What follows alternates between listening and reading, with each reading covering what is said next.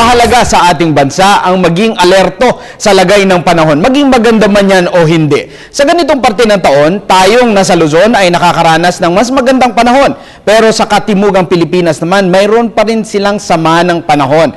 Ano ang update natin sa Intertropical Convergence Zone sa Mindanao? Amor La Rosa? Salamat. Magandang gabi Pilipinas. Live mula sa Pag-asa Weather and Flood Forecasting Center. Ito na po ang latest sa lagay ng panahon.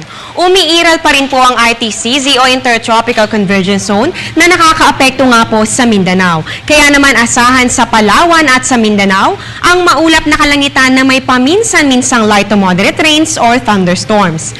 Dito sa atin sa Metro Manila at sa natitirang bahagi naman ng bansa, magiging bahagyang maulap na may panandaliang pag-ulan o pagkidlat pagkulog. Samantala katamtaman hanggang sa malakas na hangin naman mula sa silangan hanggang sa timog silangan ng iiral sa Luzon. Ang mga baybaying dagat sa mga lugar nito ay magiging katamtaman hanggang sa maalon. Wala pa rin nakikitang bagyo na nagbabadya pero patuloy pa rin po kaming nakatutok sa mga updates mula sa Pag-asa.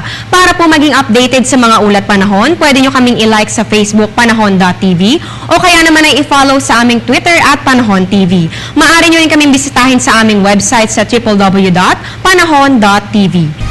At yan naman ang latest mula dito sa Pag-asa, manatiling nakatutok sa Panahon TV Express, kung saan walang pinipiling panahon ang pagbibigay impormasyon.